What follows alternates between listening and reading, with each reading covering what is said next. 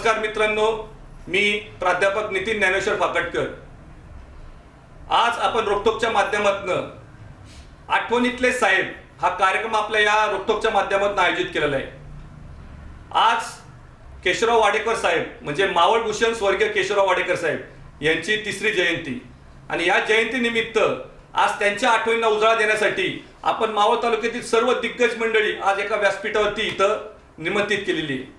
वाडेकर साहेबांबद्दल सांगायचं म्हटलं तर त्यांचा एकच ध्यास होता मावळाचा सर्वांगीण विकास आणि या विकास करताना त्यांनी विविध क्षेत्राला स्पर्श केला। मग त्याच्यामध्ये शैक्षणिक क्षेत्र असेल, त्याच्यामध्ये सामाजिक क्षेत्र असेल, त्याच्यामध्ये राजकीय क्षेत्र असेल आणि या प्रत्येक क्षेत्रामध्ये काम करत असताना त्यांच्या स्वभावामुळे, त्यांच्या शिस्तीमुळे, त्यांच्या संघटन कौशल्यामुळे त्यांनी अनेक सवंगडी जोडले आणि ते सुद्धा जीवाभावाचे जोडले। आपल्याला माहिती आहे, परंतु या व्यक्तिमत्वाचे विविध रंग आज आपल्याला या माध्यमातून समाजापुढे आणण्याचं आपण काम करणार आहे आणि मला वाटतं त्यासाठी त्यांच्या घरातली त्यांची लाडकी कन्या सौ स्वाती जोशी मी यांना आज इथं निमंत्रित करतो। स्वातीताई, बाबांबद्दल खऱ्या अर्थाने आज तुम्हीच त्यांच्या व्यक्तिमत्वाबद्दल सांगू शकता। स्वातीताई नमस्कार। बाबांच्या जयंतीनिमित्त आज रोकटोक मावळ फेसबुक लाईव्ह तर्फे आपण त्यांच्या स्मृतींना उजाळा देण्यासाठी सर्वजण जमले आहोत। सर्वप्रथम रोकटोक मावळ व नितीन फाकटकर सरांचे मनपूर्वक आभार व्यक्त करते आणि बाबांच्या विषयी 4 शब्द सांगते। वलयांकित जीवन जगायला सर्वांनाच आवडते, परंतु ते मिळणं हा एकतर कर्तृत्वाचा भाग असतो, नाहीतर नशिबाचा। परंतु इतरांचे जीवन वलयांकित करून कृतकृत्यतेचा आनंद मिळवणं अशी व्यक्ती म्हणजे माझे बाबा। आज त्यांच्या वाढदिवसानिमित्त त्यांचा जीवन प्रवास आपण उलगडणार आहोत। त्यांचे जीवन म्हणजे अतिसामान्यतेकडनं असामान्यत्वाकडे गेलेला प्रवास आहे, तोही जमिनीवर पाय घट्ट रोवून। कोणताही अहम, किंतु, परंतु न बाळगता आणि त्या पलीकडचा। मावळचा राजकारणातील त्यांच्या स्थानाविषयी उपस्थित इथे सर्व दिग्गज बोलणारच आहेत। यशाचे शिखर चढताना प्रवास खडतर तर होताच, कारण त्यांच्या मागे कोणीही गॉडफादर नव्हता, पण शिखर सर केल्यानंतर निरपेक्षता, साधेपणा, उमदेपणा व प्रसंगी कठोरपणा हा त्यांच्या दीर्घायू जीवनात पाहायला मिळतो। या सर्वांमागे स्वयंसेवक संघाची शिस्त व स्वावलंबन या विचारांची पक्की बैठक होती। यशाची गुरुकिल्ली म्हणजे पदवी, पैसा, प्रतिष्ठा, प्रसिद्धी नसून विचारांची व मनाची सांगड घालून समाजात स्थान मिळवावे हा नवा मापदंड त्यांनी आम्हाला सर्वांना घालून दिला आहे। शालेय व तांत्रिक शिक्षण पुण्यात घेऊन बाबा MSCB, बेकरी व्यवसाय, पुढे लेबर कॉन्ट्रॅक्ट घेऊन उद्योग जगतात आहे। नोकरी व व्यवसायाच्या निमित्ताने गावं, खेडेगावं, शहरं धंडोळत माणसे व मने जोडत बाबा निरपेक्षता व निरालसता व सर्वसमावेशता या गुणामुळे लोकप्रिय नेते झाले। कष्टाची लाज व वेळेची तमा न बाळगता कार्य करत राहावे या मूल्यांसाठी ते नेहमी आग्रही असत। स्मृती प्रवास उलगडताना लहानपणी मनावर कोरला गेलेला एक प्रसंग सांगते। आमचं हे घर गावापासून दूर आहे। पूर्वी दवंडीवाला पायी येऊन इथे दवंडी देत असे। तो आपल्या घरी आला की त्याला चहा पाणी करत जा हे बाबांनी आईला सांगितलेले अजूनही आठवते। तेव्हापासून आईला कोणताही भेदभाव न बाळगता आमदार, खासदार, नातलग, कार्यकर्ते, मंत्री, शंकराचार्य कोणी येऊ दे, घरात आदरात इथे होताना मी लहानपणापासून पाहत आलेली। अर्थातच यात आईचा हिरिरीचा सहभाग होता। बाबा निव्वळ राजकारणी, समाजकारणी व्यक्ती नव्हते, तर ते प्रेमळ व प्रसंगी कठोरपणे नाती जपणारे वडील, आजोबा, काका, मामा, सासरे व सर्वांचे लाडके साहेब होते। तिन्ही नाती शिक्षणानिमित्त पुण्यात गेल्या त्यावेळेस त्यांची जेवणाची व राहण्याची व्यवस्था व्यवस्थित झाली आहे का नाही हे ते स्वतः पाहून आले होते। नातवंडांच्या शिक्षणामध्ये फारशी लुडबुड न करता ते काय शिकतात याच्याकडे त्यांचा कटाक्ष बाकी नक्कीच होता। बाबांच्या संस्काररूपी वटवृक्षाच्या सावलीत आम्ही कुटुंबीय व सर्व मावळवासी आनंदाने मार्गक्रमण करण्याचा प्रयत्न करीत आहोत। बाबांना त्यांच्या हयातीतच देवपण आले होते। आशीर्वाद रूपी त्यांचे छत्र माझ्या शिरावर राहो ही त्यांच्या चरणी प्रार्थना। पुन्हा एकदा नितीन सरांचे व रोकटोक मावळचे आभार व्यक्त करते। आजचे आपले प्रमुख पाहुणे म्हणजे मावळ तालुक्याचे भारतीय जनता पार्टीचे विद्यमान अध्यक्ष श्री रवी आप्पा बेगडे, त्यांचं मी सर्वप्रथम आपल्या या स्टुडिओमध्ये सहर्ष स्वागत करतो। आप्पा, आपलं सहर्ष स्वागत। आप्पा, तसं आपण वाडेकर साहेबांच्या अगदी पहिल्यापासून जवळ, बरोबर की नाही? मग ते दिगंबर दादांच्या माध्यमातून असतील आणि तुमच्या स्वतःच्या कामामुळे, बरोबर की नाही? तर मला वाटतं की वाडेकर साहेब असताना मला वाटतं तुम्हाला युवा मोर्चाचं सुद्धा अध्यक्षपद भूषवायला मिळालं होतं आणि त्यावेळेस तुम्ही त्या पुरेपूर त्या कामाला न्याय द्यायचा प्रयत्न केला। तर आज या जयंतीनिमित्त खऱ्या अर्थाने आज काय त्या आठवणींना आपण उजाळा देणार आहे? खूप खूप मनापासून आभार सर आपले. रोकठोक मावळ ह्या न्यूज चॅनलवरती आपण साहेबांचा जीवनपट उलगडण्याचा आज प्रयत्न करणार आहोत. आज खूप मंडळी, खूप त्यांच्याबरोबर वेळ घालवलेली मंडळी आहेत. आदरणीय दिगंबरदादा आहेत, बाळाभाऊ आहेत. शैक्षणिक क्षेत्रात ज्यांनी अतिशय चांगलं काम साहेबांबरोबर केले, रामदास आप्पा आहेत, आपले गणेश भाऊ आहेत, भास्कर आप्पा आहेत. या सगळ्यांचं मार्गदर्शन लाभतच आहे आत्ता. तर साहेबांच्या बाबतीत जर बोलायचं झालं तर मी आवर्जून एक गोष्ट सांगेल, आपल्या सगळ्यांनाही ज्ञात असणारं ती गोष्ट की 1999 साली ज्यावेळी आदरणीय दिगंबरदादांना भारतीय जनता पार्टीची उमेदवारी द्यायचा विषय आला, तर साहेबांनी आग्रहाने त्या ठिकाणी दादांची सगळे कार्यकर्ते तोलामोलाचे होते आणि त्यावेळी दिगंबरदादांना उमेदवारी दिली. आणि मला आजही अंगावर शहारे येतात की ज्या भेगडे साहेबांबरोबर, ज्यांना आदरणीय सगळेजण कृष्णराव भेगडे साहेब म्हणतात, परंतु पक्षाचा विषय आल्यानंतर मित्र असो किंवा नातेवाईक असो कुठेही तमा न बाळगता ज्या दिवशी दादांची उमेदवारी जाहीर झाली, साहेबांनी त्या ठिकाणी शिफारस करून तो उमेदवारी झाली. भेगडे साहेब आणि वाडेकर साहेब रोज एकत्र भेटणारे, मित्र म्हणून संस्थेमध्ये काम करणारे, परंतु एकही क्षण असा वाटला नाही की साहेबांची मैत्री कुठं तिथं आड येतील पक्षाच्या कामामध्ये. आणि त्यामुळं कृष्णराव भेगडे साहेब जरी समोर उभे होते तरी साहेबांनी दिगंबरदादांना निवडून आणण्यासाठी जे जे लागतील ते सगळे प्रयत्न केले आणि भारतीय जनता पार्टीचा त्या ठिकाणी विजय झाला आणि दिगंबरदादा त्या ठिकाणी आमदार म्हणून निवडून आले. तो माझ्या राजकीय जीवनाला कलाटणी देणारा क्षण होता आणि आजही मी भारतीय जनता पार्टीचं त्याच प्रामाणिकपणे काम करत असतो, तर फक्त त्या साहेबांमुळं. कारण की साहेब, मैत्री आणि नातेवाईक ह्या पक्षाच्या कामामध्ये आड येणार नाहीत ही साहेबांनी त्यावेळी पहिल्यांदा शिकवण दिली.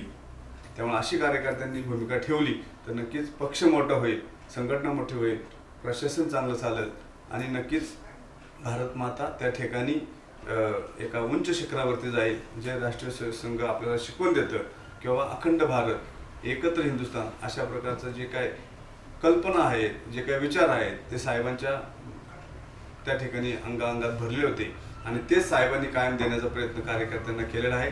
आणि मला असं वाटतं आज की नक्कीच साहेब जर असते तर आज मावळ तालुक्याचे चित्र वेगळं असतं. एवढंच मी या ठिकाणी साहेबांच्याबद्दल सांगू शकतो.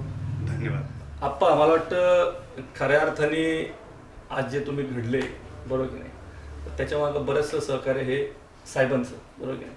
तर आज या निमित्ताने आपण काय साहेबांच्या आठवणींना उजाळा देणार आहे? प्रथमतः मी केशवराव वाडेकर यांच्या जयंती निमित्ताने आपण रोकटोक या चॅनेलने आज त्यांच्या आठवणींना उजाळा देण्याचं जे काम हातात घेतलं, प्रथमतः मी तुमच्या चॅनेलचं मनापासून अभिनंदन करतो.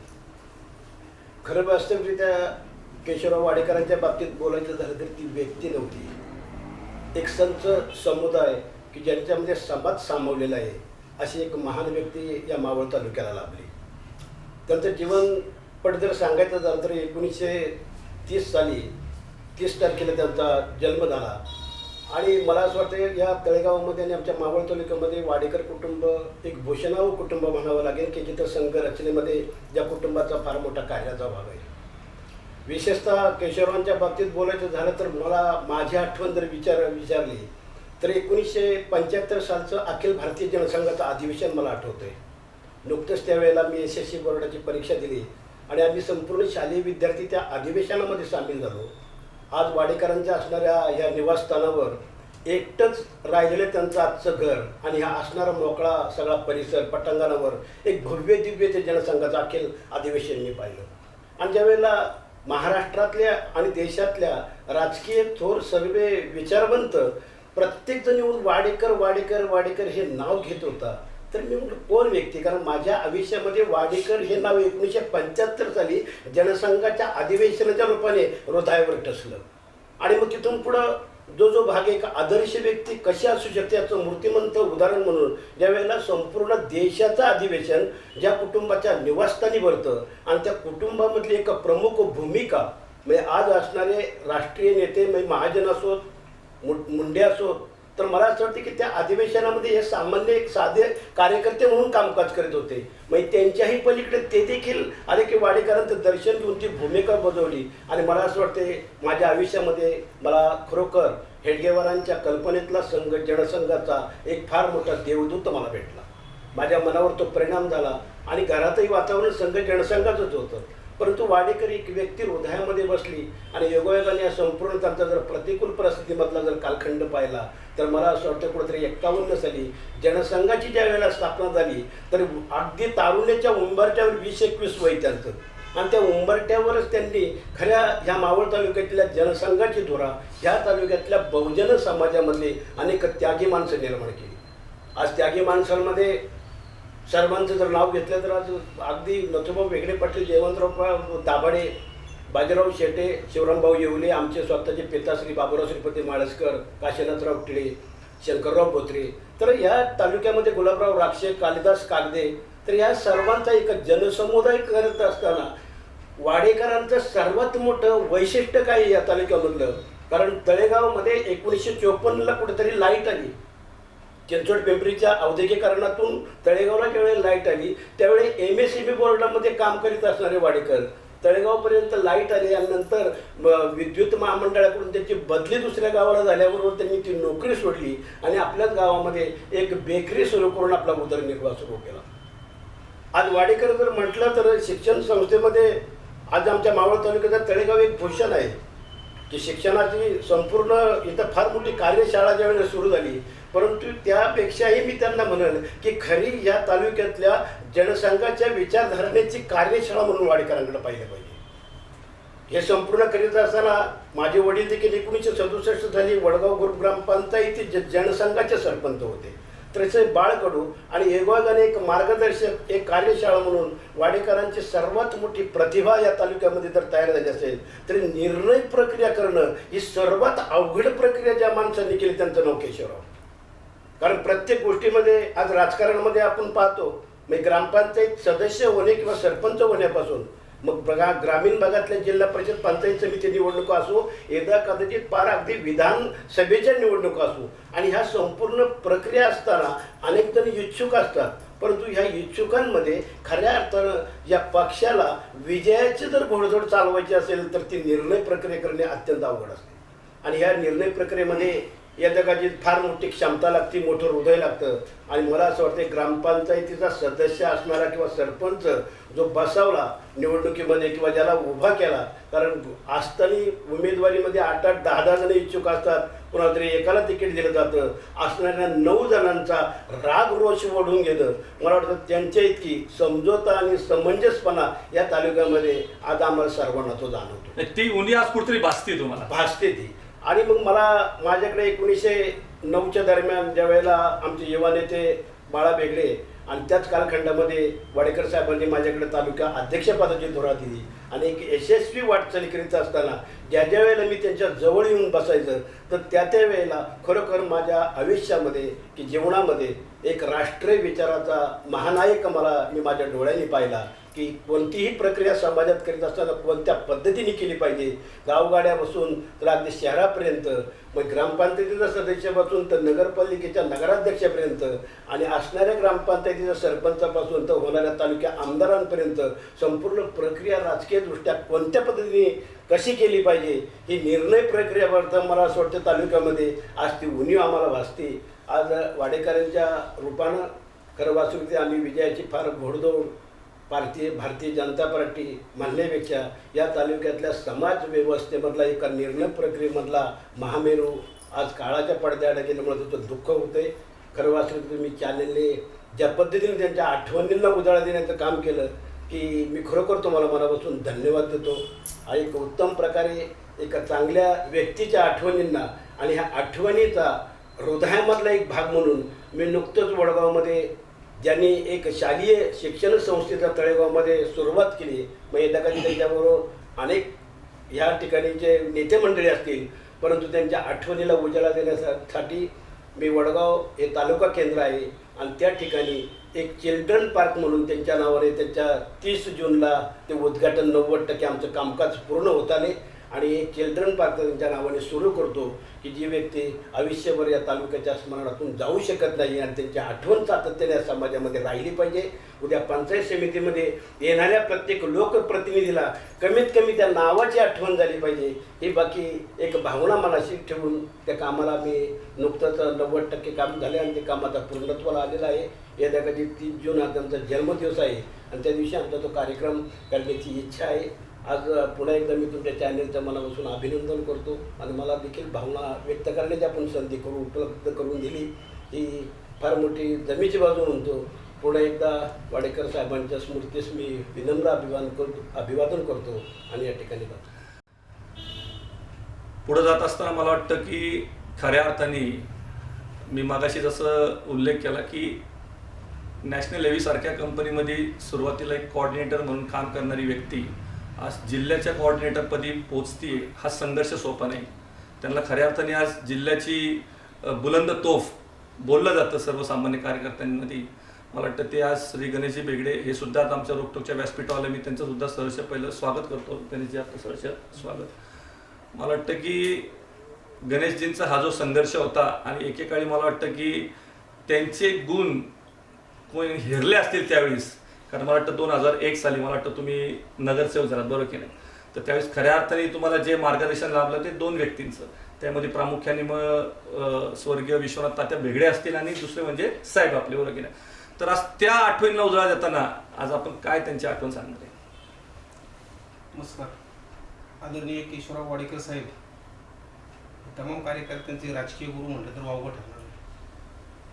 आज त्यांच्या जयंतीच्या निमित्ताने खरं तर त्यांच्या आठवणीतले साहेब असा थोडक्यात आपण हा कार्यक्रम या ठिकाणी घेत असताना रवी आप्पा असतील, भास्कर आप्पा असतील यांनी त्यांच्या काही आठवणींना उजाळा दिला आहे.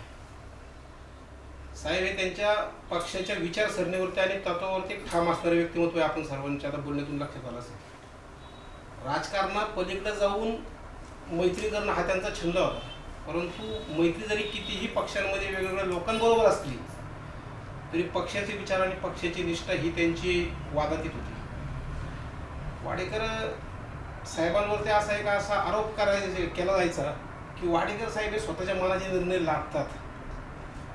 तर वाडेकर साहेब हे कधी मनाचे निर्णय लादत नव्हते, हे आम्ही त्यांच्या जवळ जाऊन पाहिलेलं आहे. त्यांच्या काम करण्याची पद्धत आम्ही जवळून बघितलेली आहे. ज्यांना ज्यांना वाडेकर साहेबांचा परिस्पर्श झाला ते कार्यकर्ते निश्चितपणाने मोठे झाले. साहेब परिसासारखे होते, ज्याच्या डोक्याला हात लावतील त्याचं सोनं झाल्याशिवाय राहिलेलं नाही, असं आपण आता तालुक्यातल्या अनेक कार्यकर्त्यांकडे पाहिलं तर लक्षात येईल. त्यातलं एक भाग्य तुमच्या वाटेला आलं. त्यातलं एक भाग्य माझ्या वाटेला आलं म्हणल्यास अवघड ठरणार नाही.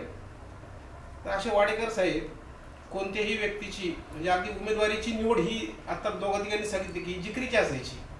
कारण ज्याला उमेदवारी मिळायची त्याला असं वाटायचं की माझ्या कर्तृत्वामुळे मला मिळालेली, आणि ज्यांना नाकारलं जायचं त्यांना वाडेकर साहेबांनी माझी उमेदवारी नाकारली. त्यामुळे अनेक वेळेला साहेबांना रोषाला सुद्धा सामोरं जावं लागलं. पण साहेब त्याची कधी तमा करत नव्हते, त्या गोष्टीला ते कधी महत्त्वही देत नव्हते.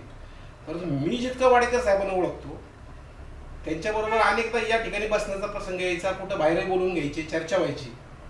तर वाडेकर साहेब हे नेहमी एखाद्या गोष्टीचा निर्णय करत असताना ती योग्य कशी होईल याचा त्यांचा कटाक्ष असायचा. म्हणजे समजा एखादी पंचायत समितीची किंवा जिल्हा परिषदेची उमेदवारी निवडायची तर वाडेकर साहेब घरात बसून निर्णय कधीच करत नव्हते.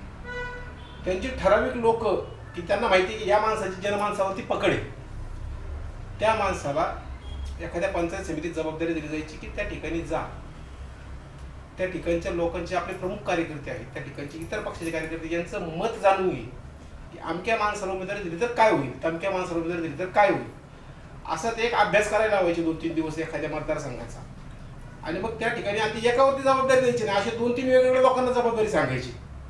आणि ही सगळी लोक एकदा घरी आली की ते वाडेकर साहेबांना त्यांचं ब्रीफ करायचे की हा माणसाला दिली तर हा तोटा आहे साहेब, हा फायदा आहे, असं प्रत्येकाच्या उमेदवारीचं कॅल्क्युलेशन त्यांच्या डोक्यात असते, कागदावरती त्यांच्याकडे सगळं लिहिलेलं असायचं. आणि मग निवड करताना वाडेकर साहेबांचा शब्द अंतिम, त्यांनी निवडलेले कार्यकर्ते हे अचूक असायचे आणि त्यामुळं त्या कार्यकर्त्याला विजय मिळायचा.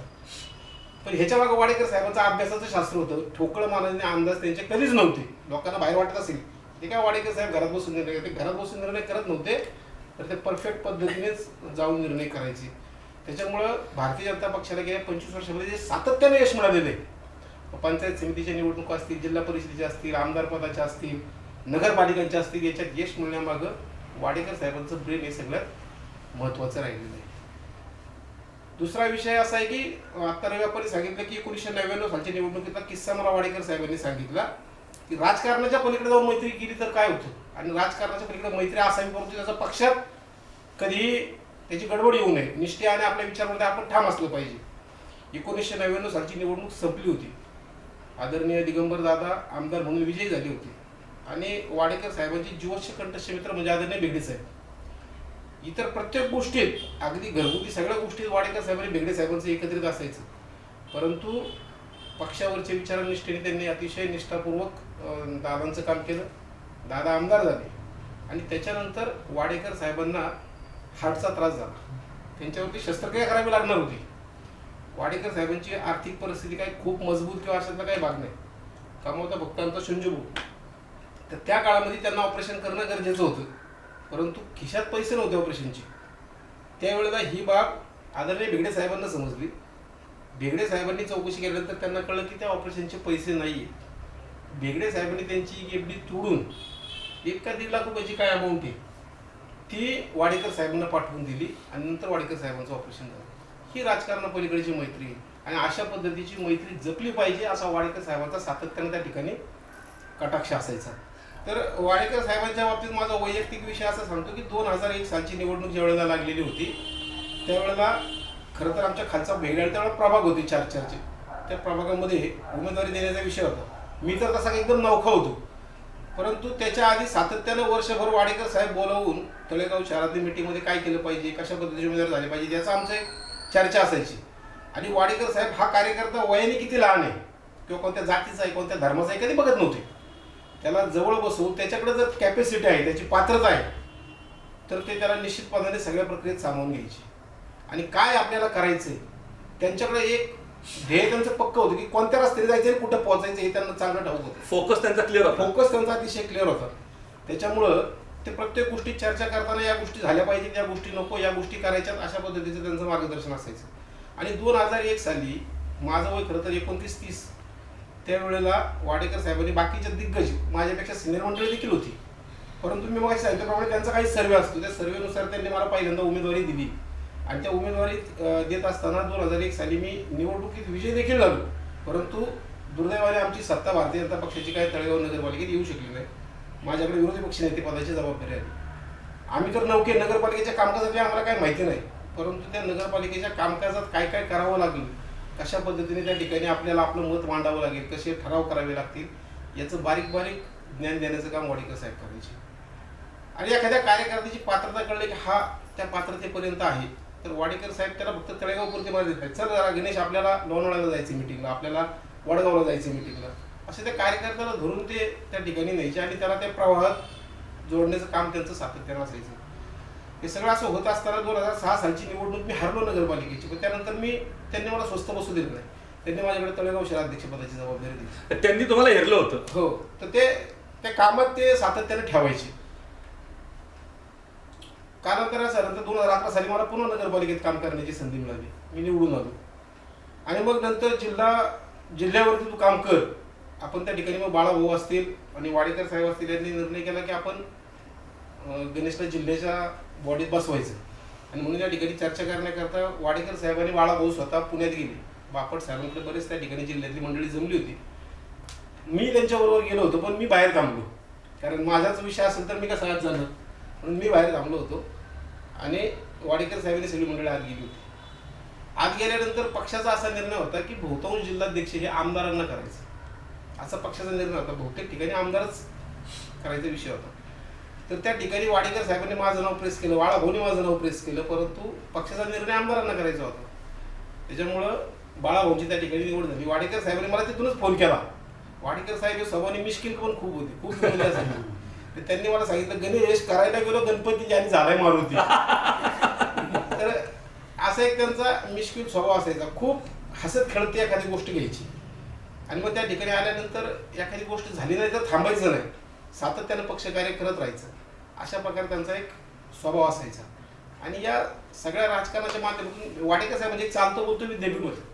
आणि हे करत असताना वाडेकर साहेबांचं घर म्हणजे मावळ तालुक्यातल्या सर्वसामान्य कार्यकर्त्याला अगदी हक्काचं घर. एखादी गोष्ट आमदारांपर्यंत पोहोचणार नाही, एखादी गोष्ट दिगंबर दादांपर्यंत लोक सांगणार नाहीत, एखादी गोष्ट बाळाभाऊपर्यंत सांगणार नाही, तर ती गोष्ट वाडेकर साहेबांपर्यंत बाकी नक्की लोक मोकळ्या मनाने सांगायची. काय असं त्यांच्या स्वभावातला गुण मला माहीत नाही, पण कोणताही कार्यकर्ता कोणत्याही टोकावून यायचा मावळच्या तो वाडेकर साहेबांच्या घरी सातत्यानं या घरी कार्यकर्त्यांचा राबता राहायचा. कोणताही नेता खरं तर घडत असताना त्याच्या घरच्यांची खूप साथ महत्त्वाची असते. आमच्या आदरणीय काकू या ठिकाणी आहेत, संजू भाऊ त्यांच्या मिसेस आहेत, या सातत्यानं आदरातीत ठेव, पाणी आणून दे, चहा आणून दे, कसलाही विषय असला तरी ते सगळं सहन करायचं किंवा त्याच्या कुणाचा तरी घरातला सपोर्ट असल्याशिवाय माणूस हे करू शकत नाही. तर हे वाडेकर साहेबांच्या असं खजिना अगणित आहे, कितीतरी बोललं तरी कमी पडलं वाडेकर साहेबांच्या विषयी. पण आज या कार्यक्रमाच्या निमित्ताने आज वाडेकर साहेबांच्या आठवणींना आपण उजाळा देतोय. मी वाडेकर साहेबांना विनम्र अभिवादन या ठिकाणी करतो.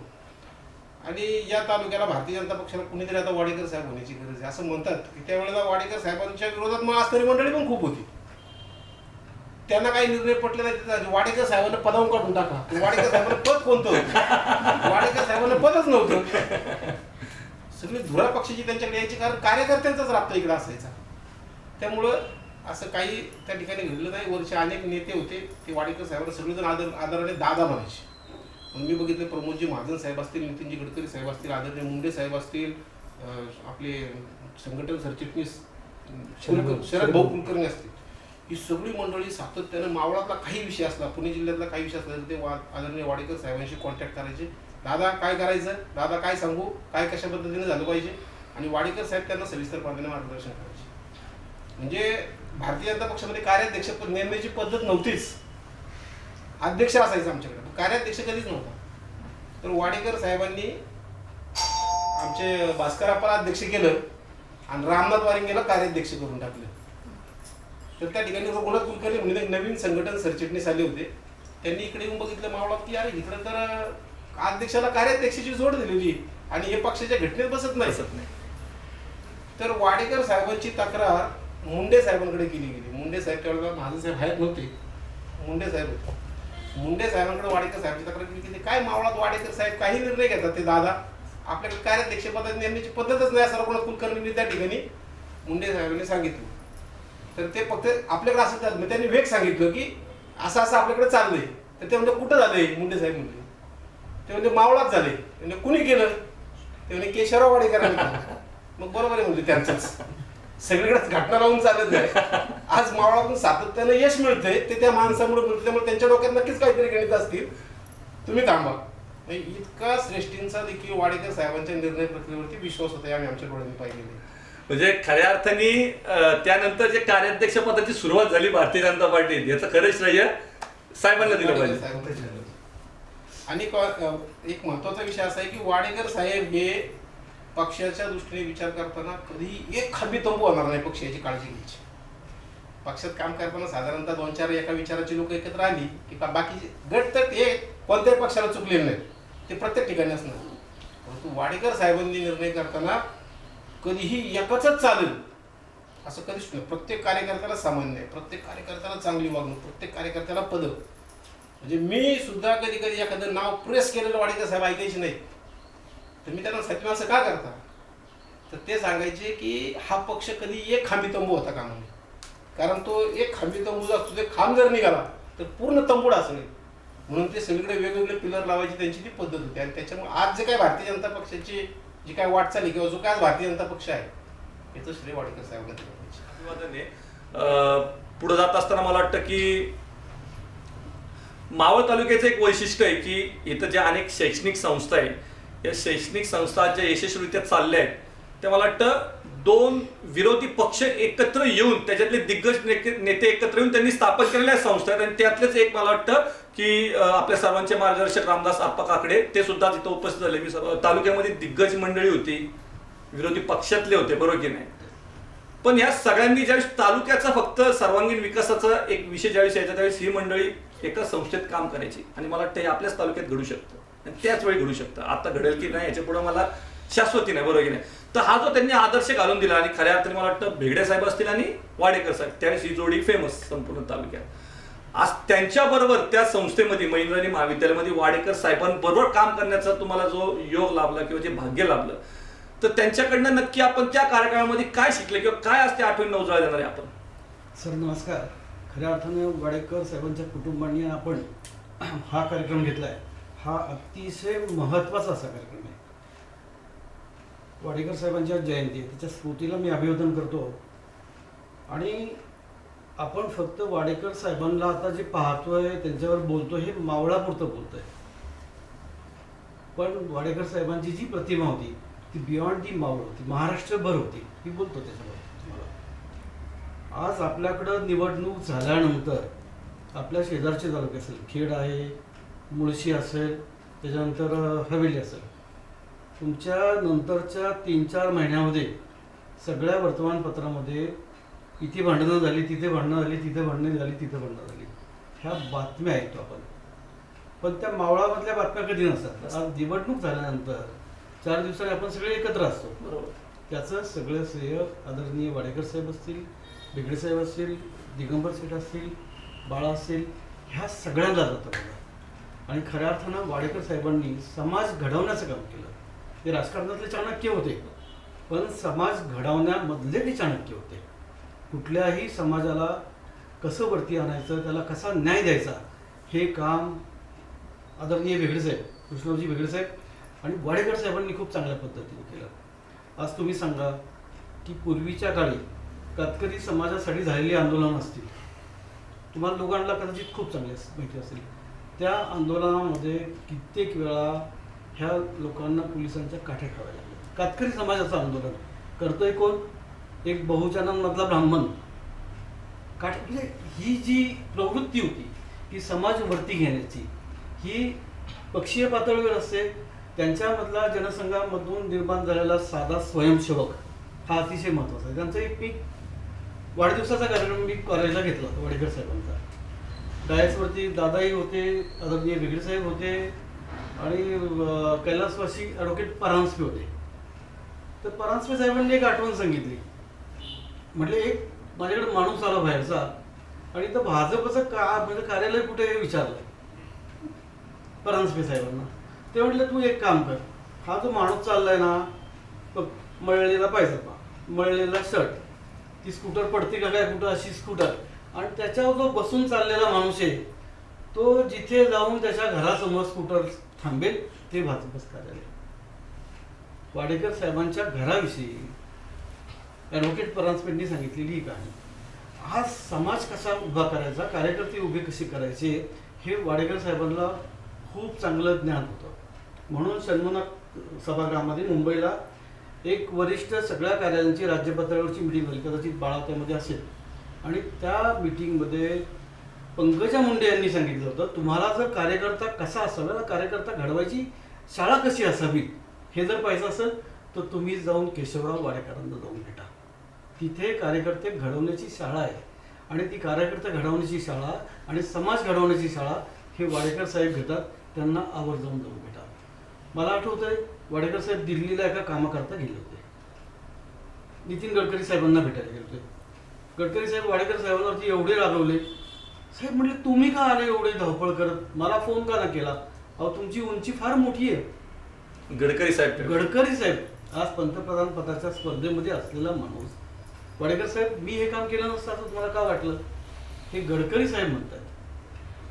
आणि मावळातलं तिकीट वाटप करणं, अमुक करणं, हे साहेबांचा अतिशय म्हणजे खूपमती होती त्यामध्ये. एक किस्सा त्यांनी मला सांगितला होता.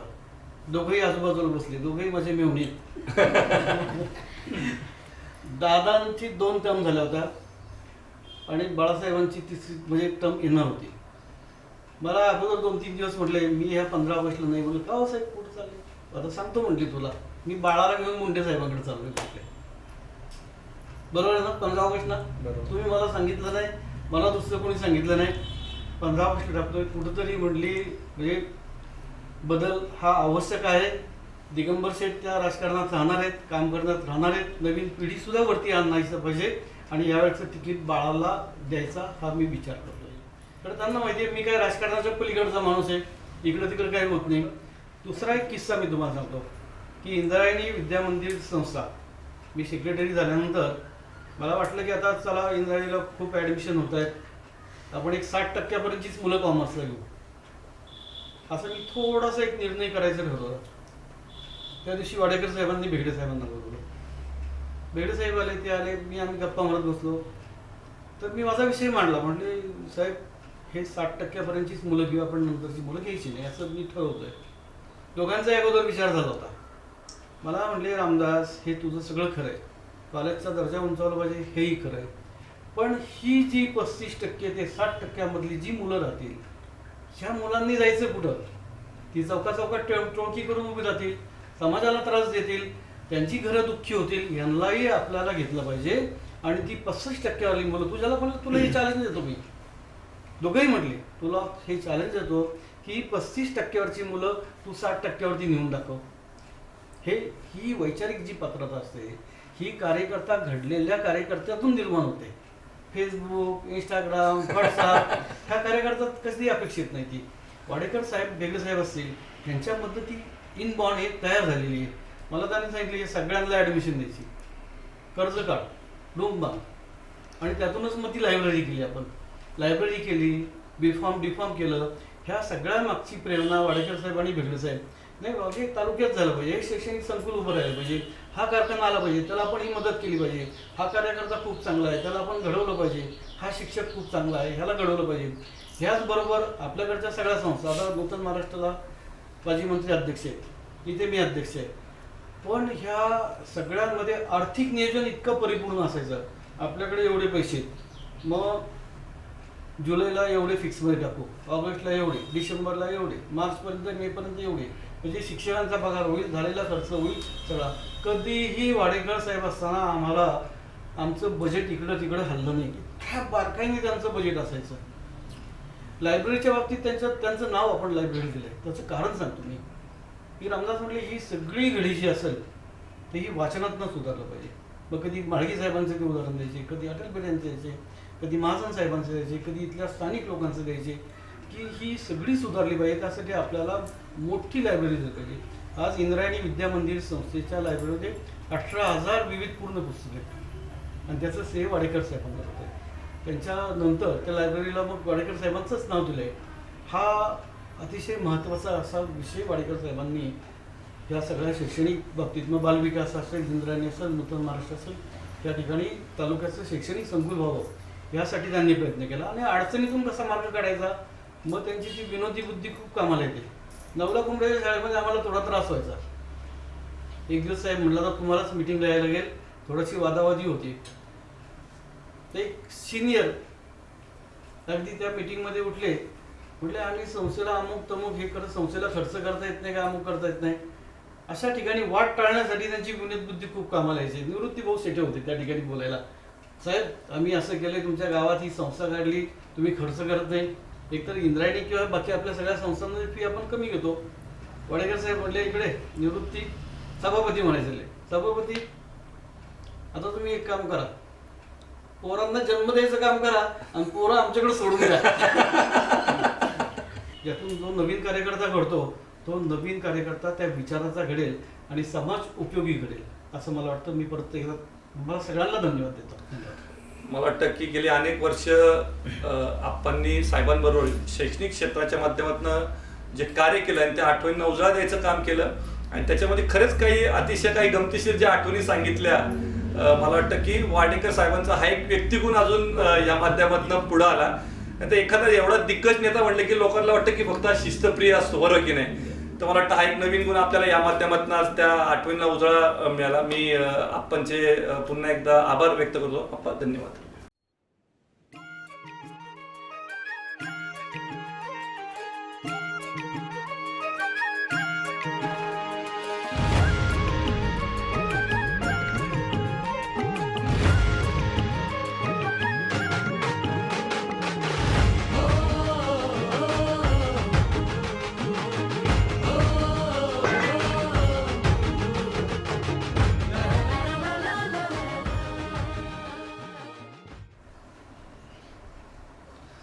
मला वाटतं कार्यक्रमाच्या पुढे जात असताना महाराष्ट्र राज्याचे माजी राज्यमंत्री, आपल्या सर्वांचे मार्गदर्शक माननीय बाळाभाऊ भेगडे, ते सुद्धा आज आपल्या स्टुडिओमध्ये आलेत. त्यांचं सर्वप्रथम मी सहर्ष स्वागत करतो. भाऊ आपलं सहर्ष नमस्कार. सर,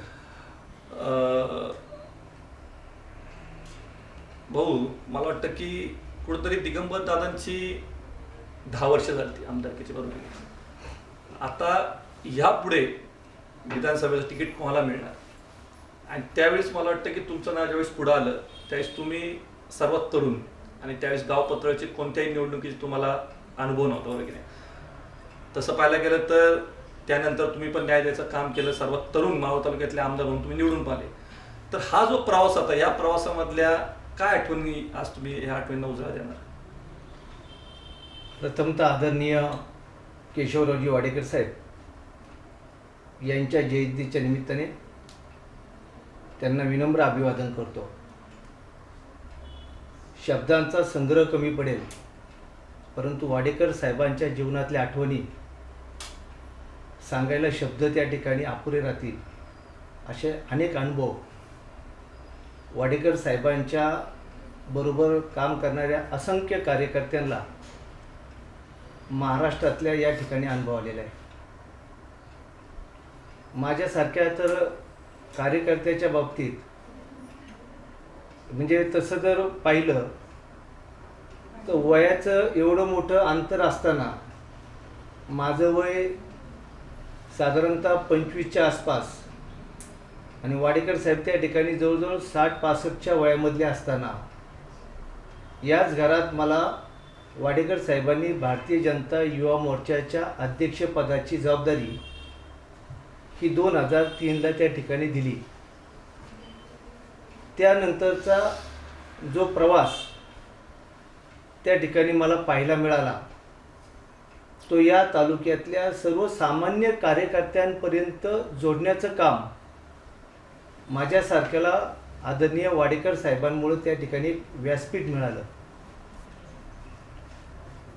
खरं तर वाडेकर साहेबांच्या मनामध्ये एक खंत नेहमी होती की आपण स्वर्गीय विश्वनाथ तात्यांना या तालुक्याचं आमदार करू शकलो नाही,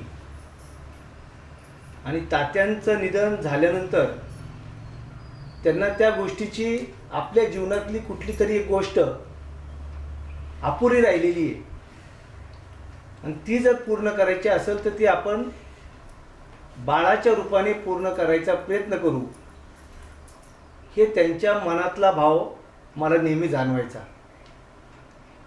परंतु वाडेकर साहेबांनी ते कधी बोलून दाखवलं नाही. काम करताना कार्यकर्त्याला बळ देणं हे ते नेहमी सांगायचे. 1980ची निवडणूक असेल, 1985ची असेल किंवा 1990ची निवडणूक असेल, या निवडणुकीतल्या पराभवातून पक्ष पुन्हा त्या ठिकाणी उभं करण्याचं मोठं आव्हान छोट्या कार्यकर्त्यांपासून तर ज्येष्ठ नेत्यांपर्यंत त्या ठिकाणी होतं. आम्ही तर त्यावेळेस एवढे सक्रिय कार्यकर्ते देखील नव्हतो, परंतु तात्याच्या रूपाने मला कुटुंबातच राजकारणातलं बाळकडू मिळाल्यामुळं पुढे वाडेकर साहेबांचं भक्कम आधार त्या ठिकाणी पाठीशी असल्यामुळं तालुक्यातल्या कार्यकर्त्यांच्या बळावर आणि जनतेच्या आशीर्वादाने 2009ला वयाच्या 33व्या वर्षी माझ्यासारखा कार्यकर्ता कुठलीही निवडणूक न लढता त्या ठिकाणी राज्याच्या विधानसभेचा तालुक्याचा लोकप्रतिनिधी होतो. हे खऱ्या अर्थाने माझ्या जीवनातला सर्वोच्च क्षण जर कुणामुळे मला पाहायला मिळाला असेल तर तो वाडेकर साहेबांमुळे मिळाला. आपणनी काही गुपितं आज खुलीच केली. राजकारणात खरं तर अशा व्यासपीठाच्या माध्यमातून काही गोष्टी उलगडल्या देखील पाहिजेत. आदरणीय दिगंबर दादा बेगडेंचा त्या ठिकाणी 1999 किंवा 2004च्या निवडणुकीनंतर दादा मला वाडेकर साहेबांनी थोडे संकेत दिले होते की तू कामाला लाग. कामाला लाग म्हणजे नक्की काय, तर तू संघटनेच्या माध्यमातून पक्षाची संघटना मजबूत कशी होईल त्या दृष्टीने कामाला लाग. मगाशी गणेश भाऊनी तो उल्लेख केला किंवा रवी अप्पांनी भास्कर अप्पांनी सांगितलं, वाडेकर साहेबांसारखी निष्ठा या तालुक्यात कुणामध्येच असू शकत नाही. पक्षाविषयी असलेलं प्रेम आणि निष्ठा जर कुणाकडून शिकायचे असेल तर ते स्वर्गीय केशवरावजी वाडेकर साहेबांकडूनच शिकावे. छोट्या कार्यकर्त्यांपासून तर ज्येष्ठ कार्यकर्त्यांपर्यंत सगळ्यांना सहज उपलब्ध होणारे, प्रत्येकाशी त्या ठिकाणी छोट्या कार्यकर्त्याला त्याच आपुलकीने जवळ घेणं आणि प्रामुख्याने त्याला त्या ठिकाणी संघटनेच्या कामामध्ये सक्रिय करण्यासाठी संवाद साधणं, हा वाडेकर साहेबांच्या माध्यमातून सगळ्यात सर्वश्रेष्ठ गुण आजच्या तरुण पिढीतल्या कार्यकर्त्यांनी घेतला पाहिजे. खरं तर 2009च्या निवडणुकीच्या पूर्वी आपण सांगितलं जसं की 15 ऑगस्टला मुंबईला त्या ठिकाणी आम्हाला बोलवलं गेलं आणि सांगितलं की तुम्ही तयारीत राहा. पक्ष शेवटपर्यंत सांगत नसतो की बाबा ज्या दिवशी अधिकृत घोषणा होईल त्या दिवशी ते खरं असतं, परंतु पक्षाच्या कार्यकर्त्यांनी प्रत्येक निवडणुकीसाठी सज्ज राहायला पाहिजे हे आजच्या तरुण पिढीने वाडेकर साहेबांच्या त्या शिकवणीच्या माध्यमातून शिकलं पाहिजे. मला तर आठवतंय की 2005 नंतर म्हणजे तात्या गेल्यानंतर वाडेकर साहेबांनी मला एकदा बोलता बोलता म्हणले की मी तात्याचं एक स्वप्न पूर्ण करू शकलो नाही, ही माझ्या मनातली एक खंत आहे. या तालुक्यातल्या राजकारणामध्ये तात्यांच्या बरोबर त्याला मार्गदर्शन केलं, म्हणजे तात्यांना मार्गदर्शन केलं, परंतु काही निर्णय असे असतात की ते पक्षाच्या हिताच्या दृष्टीने घ्यावे लागतात. त्याप्रमाणे 94-95च्या निवडणुकीच्या निमित्ताने रूपलेखाताई ढोरेंच्या माध्यमातून तालुक्याला भाजपचा आमदार मिळाला आणि खऱ्या अर्थाने या तालुक्याला एक नवसंजीवनी मिळण्याचं काम या ठिकाणी झालं. नंतरच्या काळात तात्यांना पुन्हा सक्रिय करून दादा तात्या सगळी मंडळी एकत्र येऊन पुन्हा तालुक्यातला 99ला आमदार भाजपचा झाला पाहिजे म्हणून तात्यांना बरोबर इतर सर्व मंडळींनी साहेबांच्या मार्गदर्शनाखाली काम केलं. 99च्या संघर्षाच्या निवडणुकीत त्या ठिकाणी अनेक प्रसंग कार्यकर्त्यांनी पाहिले, परंतु जनतेच्या मनातला आवाज दिगंबर दादा होते. हे जनतेच्या मनातला आणि कार्यकर्त्यांच्या मनावर बिंबवण्याचं काम जर कुठला एखादा कार्यकर्ता आमदार करायचा असेल तर तो फक्त वाडेकर साहेबांचंच शब्दप्रमाण असायचं.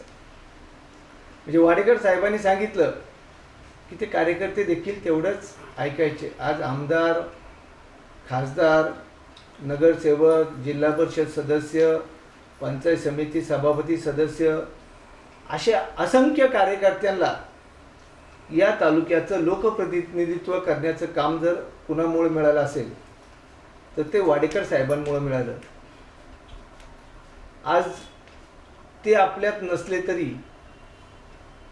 त्यांची एक गोष्ट मला आजही जाणवते की त्यांचा 96 57 877 100 हा मोबाईल नंबर आहे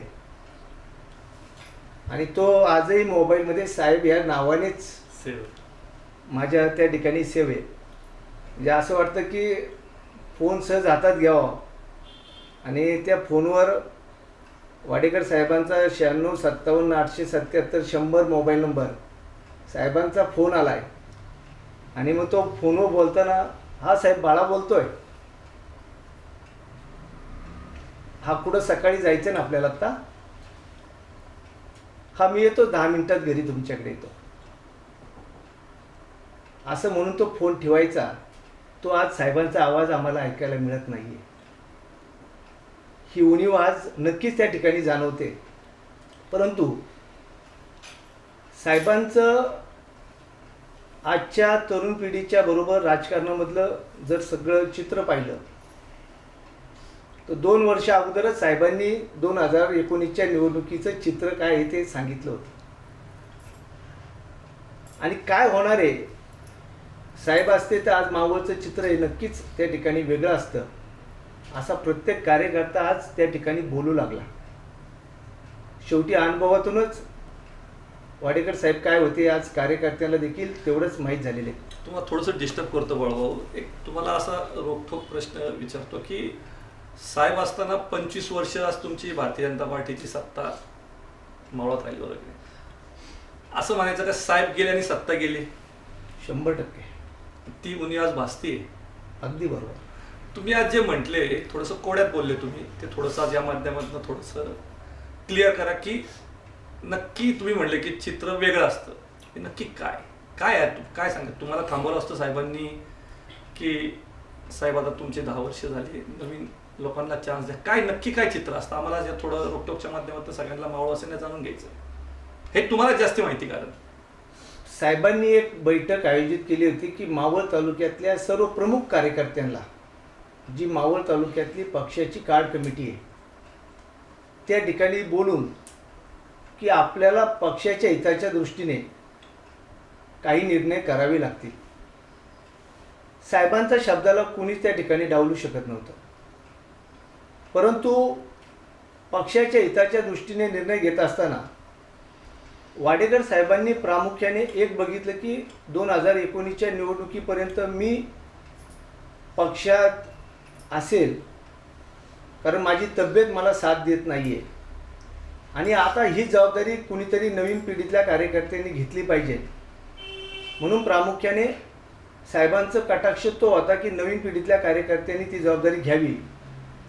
आणि त्यावेळेच्या त्या परिस्थितीत आमच्यामध्ये कधी एकमत होऊ शकलं नाही. त्यामुळंच आम्हाला त्या ठिकाणी त्या पराभवाला सामोरं जावं लागलं, कारण वाडेकर साहेब आमच्यात एकमत करायला नव्हते. हा त्याच्यातला महत्त्वाचा गर्भित अर्थ त्या ठिकाणी येतो. घरी आल्यानंतर काकू असतील किंवा परिवारातले आमचे सगळे इतर मंडळी असतील, संजीव असतील, सर्व घरात आल्यानंतर जो आदरातिथ्याचा मगाशी उल्लेख झाला की बरोबर आंब्याचा सीझन असला की इथं आल्यानंतर आंबाच खायला मिळणार. त्यानंतर कधी साहेबांच्या घरात माझ्यासारखं तर कुणी या घरात जास्त वावरलं नसेल की सगळीकडे मला प्रवेश होता घरात.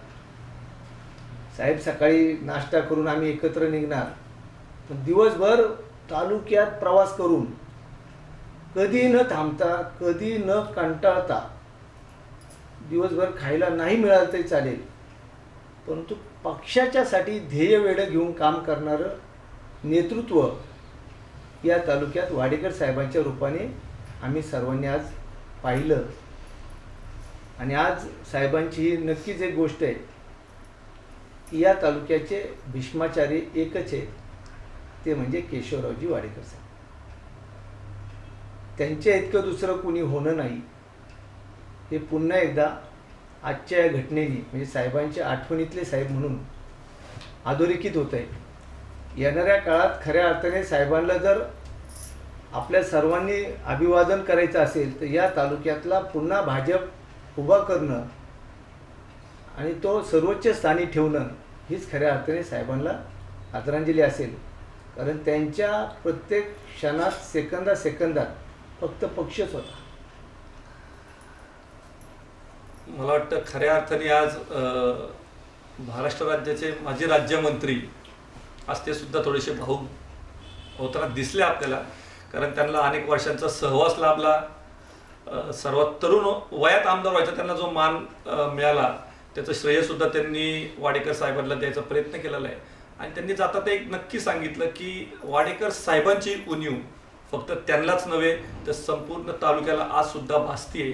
आणि खऱ्या अर्थाने जर आज त्यांना आदरांजली व्हायची असेल तर ज्यांनी सांगितलं साहेबांनी की खऱ्या अर्थाने पुन्हा भारतीय जनता पार्टीची पंचायत समिती असेल, झेडपी असेल, प्रत्येक ठिकाणी सत्ता आली पाहिजे, तर खऱ्या अर्थाने ती त्यांना एक अभिवादन दिल्यासारखं होईल. एवढंच आज मी इथं त्यांच्या वतीने सांगतो आणि आपण पुढे जाऊया. या दिग्गज मंडळींच्या आत्तापर्यंत सगळ्या भावना ऐकल्या आणि त्याच्यामध्ये ज्यांनी 99 साली पुन्हा एकदा रूपलेखाताईंनंतर कमळ फुलाचं काम केलं आहे तालुक्यामध्ये, ते सर्वांचे मार्गदर्शक दिगंबर दादा बेगडे हे सुद्धा आज आपल्या स्टुडिओमध्ये आले. मी त्यांचं सुद्धा सर्वप्रथम स्वागत करतो. साहेब आपलं सर्वप्रथम स्वागत. साहेब मला वाटतं की त्यावेळेस तुम्ही आमदार होण्यामागं तशा बऱ्याच सर्वसामान्य कार्यकर्ते असतील, नेते मंडळी असतील, पण त्याच्यामध्ये सिंहाचा वाटा होता त्या वाडेकर साहेबांचा वगैरे.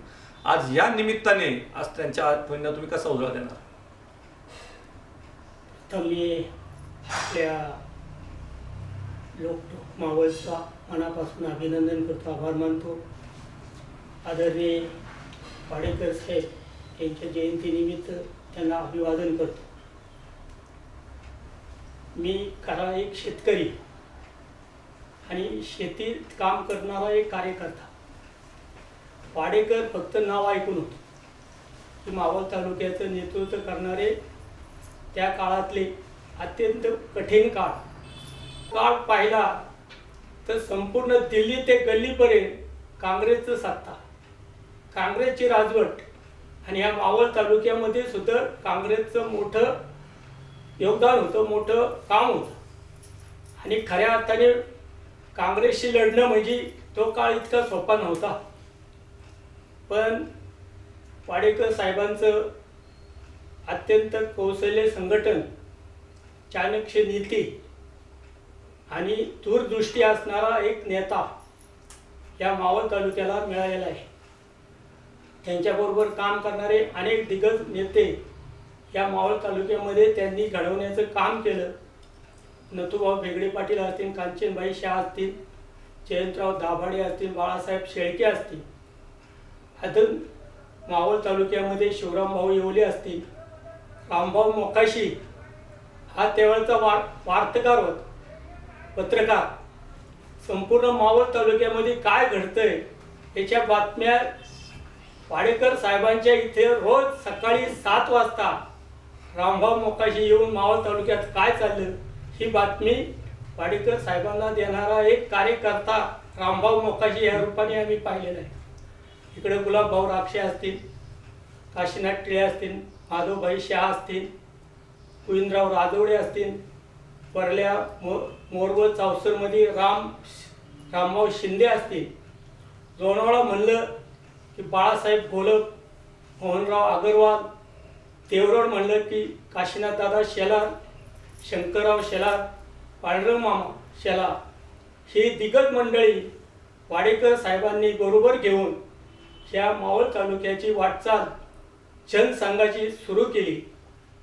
मी निवडणूक लढवली, जनतेने सर्वांनी मला आशीर्वाद दिले. वाडेकर साहेबांचं चाणक्य नेतृत्व, कौशल्य संघटन आणि मगाशी उल्लेख केला की जसे भारतात जसे महाराष्ट्रामध्ये किंवा देशामध्ये एक भीष्माचार्य होऊन गेले तसे मावळचे भीष्माचार्य वाडेकर साहेब हे आहेत. त्यांचं मान्य करा आणि निवडणुकीला पुढे जा.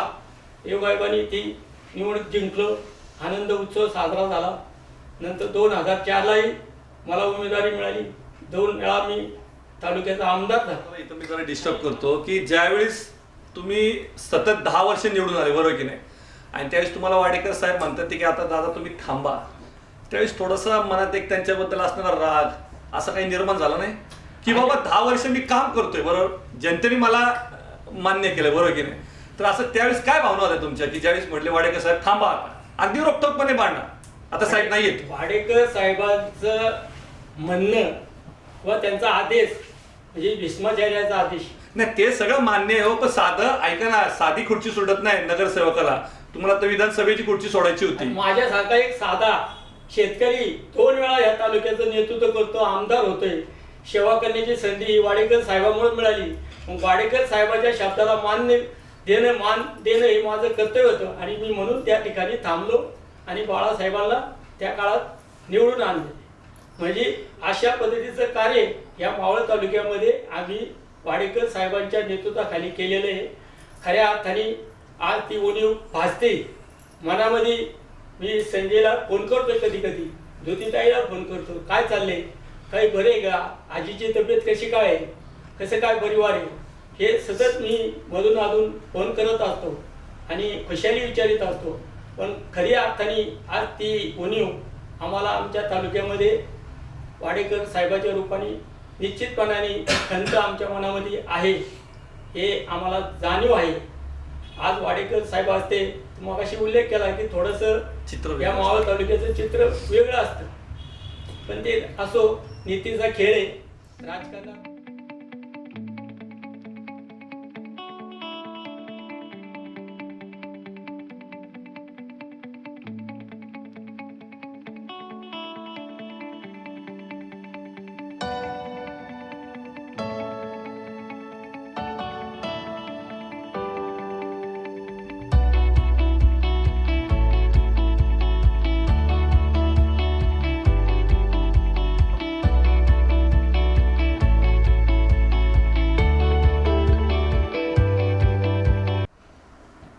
मला वाटतं खऱ्या अर्थाने आपण आता मावळ तालुक्यातील सर्व दिग्गज मंडळींचा जो साहेबांबद्दलच्या आठवणी ऐकल्या, तर मला वाटतं आज या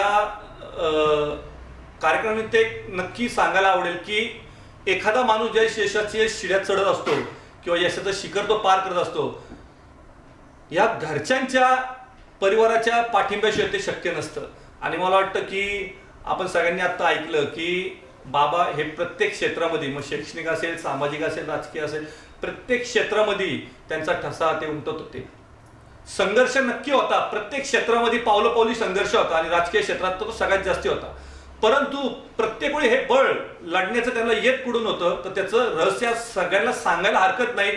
ते रहस्य म्हणजे हे त्यांचा खंबीरपणे त्यांच्या पाठीमागे राहणारा त्यांचा परिवार. मग त्याच्यामध्ये त्यांच्या धर्मपत्नी असतील. आपण असं म्हणत असतो की प्रत्येक यशस्वी पुरुषाच्या मागे एक धर्मपत्नी असते आणि खऱ्या अर्थाने मला वाटतं आज ते श्रेय काकूंना नक्कीच दिलं पाहिजे. काकू, तुमचं या स्टुडिओमध्ये सहर्ष स्वागत. मला वाटतं की त्याच्यानंतर एक आदर्श पुत्र कसा असावा आणि राजकीय क्षेत्रातल्या वडिलांचा पुत्र कसा असावा, ते उदाहरण म्हणजे आमचे बंधू संजू दादा यांचं सुद्धा मी आज आपल्या स्टुडिओमध्ये सहर्ष स्वागत करतो. दादा, आपलं सहर्ष स्वागत. लग्न झाल्यानंतर असं आपण म्हणतो की मुली या आपल्या आपल्या घरी निघून जातात, परंतु त्या वडिलांच्या सगळ्यात जास्ती मनाने असतात.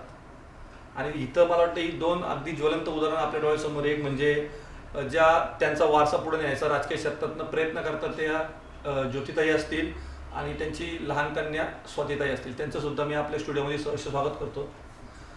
आणि खऱ्या अर्थाने मला वाटतं आज एक नवीन व्यक्तिमत्वातला त्यांचा गुण या माध्यमातून येणार आहे. तो म्हणजे आपण म्हणत असतो की घरात ज्यावेळेस लग्न करून एक मुलगी घरात येते ती सून होत असते, पण मला वाटतं या घरातलं थोडंसं वेगळेपण आहे की बाबांनी आपल्या उभ्या आयुष्यात कधीच मला वाटतं वाडेकर ताईंना, मला वाटतं खऱ्या अर्थाने आज त्यांचं व्यक्तिमत्वाचा एक वेगळा पैलू सुद्धा आपलं या आठवणीतले बाबा या माध्यमातून येणार आहे. तो नक्की काय असेल, तर आरतीताई म्हणजे संजूदादांच्या धर्मपत्नी, त्या या घरात ज्यावेळेस सून म्हणून आल्या त्यावेळेस बाबांचं वाक्य होतं की जशा माझ्या 2 कन्या तशी तू माझ्यासाठी 3री कन्या. आणि खरोखर मला वाटतं एक यशस्वी पुरुषाचं हे आपण नक्कीच एक आदर्श घेतला पाहिजे. नक्कीच आपण त्यांच्याकडे पण येऊ, तेव्हा तो खुलासा नक्कीच त्या करतील.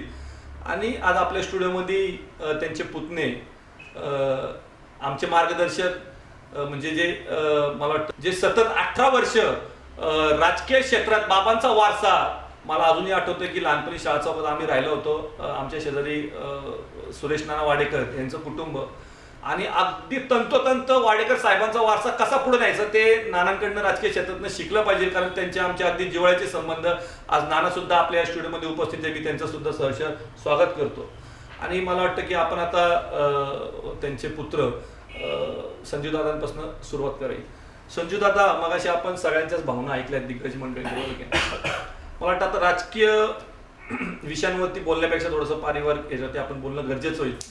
तर आम्ही आज तुम्हाला लहानपणापासून पाहत आलोय की आजच्या समाजामध्ये आपण पाहिलं की घरातले वडील नगरसेवक झाले, आमदार झाले की आपण त्यांच्या पुत्रांचं बघतो काय होत असतं. बरोबर आहे, तुमचे वडील नगरसेवक नव्हते, आमदार नव्हते, खासदार नव्हते, पण ते किंग मेकर होते या तालुक्याचे, असं म्हणायला भारतीय जनता पार्टीच्या हरकत नव्हतं. एवढं मोठं त्यांचं वलय होतं. आपण पाहिलं असेल की स्वर्गीय प्रमोदजी महाजन असतील, स्वर्गीय गोपीनाथजी मुंडे असतील, हे सगळे ज्यावेळेस तळेगाव यायचे, तालुक्यात यायचे, तेव्हा पहिले ते कुठे येत असतील तर तुमच्या घरी येत होते. म्हणजे तसं बाबांचं वलय फक्त तालुक्यापुरतं मर्यादित नव्हतं.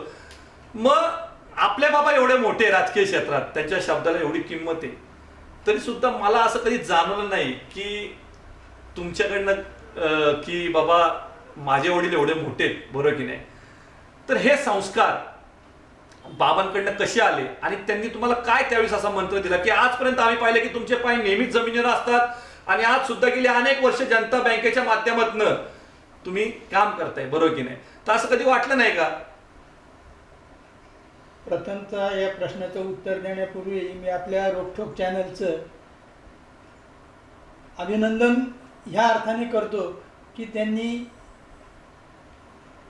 कैलासवासी वाडेकर साहेबांचं जीवनावर आधारित असा एक कार्यक्रम घेण्याचं योजलं, त्याबद्दल मी आपला सर्वांचा ऋणी आहे, आभारी आहे. तुमच्या प्रश्नाचं उत्तर देत असताना मला थोडीशी मागची पार्श्वभूमी सांगावी लागेल की 1987 साली प्रथम वाडेकर साहेबांना हार्टचा त्रास झाला. त्यानंतर राजकीय जीवनामध्ये ते काम करत होते. त्यांनी एकच मला त्या आजारपणाच्या कालावधीमध्ये त्या दवाखान्यामध्ये त्यांनी मला ही गोष्ट सांगितली, म्हणजे संजय बघ, मी तुला एक गोष्ट मोलाची सांगतो, पाठपुरावा करायचा त्या गोष्टीचा का नाही करायचा किंवा त्याचे प्लस मायनस हे तुझे तू ठरव.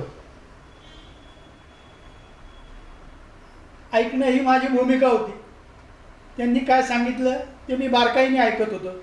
त्यांनी मला एकच सांगितलं, एक लक्षात ठेव, राजकीय क्षेत्र हे इतकं विचित्र क्षेत्र आहे की त्याच्यामध्ये लोक दगड टाकत असतात.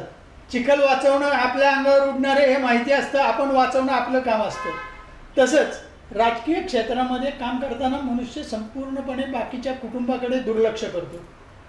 वास्तविक पाहता वाडेकर साहेबांचं कुटुंब हे त्यांच्या घरातली 5 मंडळी, माझी आई असेल, 2 बहिणी असतील, मी असेल, माझी पत्नी असेल, एवढा पुरतं मर्यादित होतं का?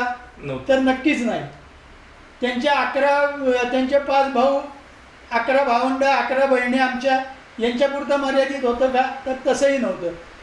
भारतीय जनता पार्टी, त्याचा मावळातला कार्यकर्ता आणि भारतीय जनता पार्टीसाठी त्यांचं आयुष्य त्यांनी वेचलेलं होतं आणि ती त्यांनी दिशा ठरवलेली होती. त्यावेळेस त्यांनी मला तो मोलाचा सल्ला दिला की एक लक्षात ठेव, राजकीय मनुष्य ज्यावेळेस एखादी गोष्ट करत असतो त्याच्या पाठीमागं, जसं तुम्ही मगाशी उल्लेख केलात की त्याच्या पाठीमागं त्याचं घर चाललं पाहिजे, ही सगळ्यात प्रामुख्याची भूमिका असते. बरोबर. आपल्या गावातही अशी अनेक उदाहरणं आहेत की जे नंतर लयाला गेली, परंतु त्यांनी मला त्या काळात सांगितलं की तुला राजकारणात येण्यापासून मी अडवीन का? तर अजिबात नाही. परंतु जसं राजकारणात येण्यापासून तुझ्या नाव वाढेल, परंतु घराचं काय? घर जर चालवायचं असेल तर त्याला एक चौकटबद्ध इन्कम, आर्थिक गाडा चालला पाहिजे आणि तो चालवायचा असेल तर तुला आता नोकरी करावी लागेल.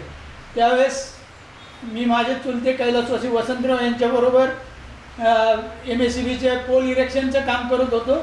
त्या व्यवसायातूनही बाजूला होऊन मी जनता बँकेत नोकरी स्वीकारली.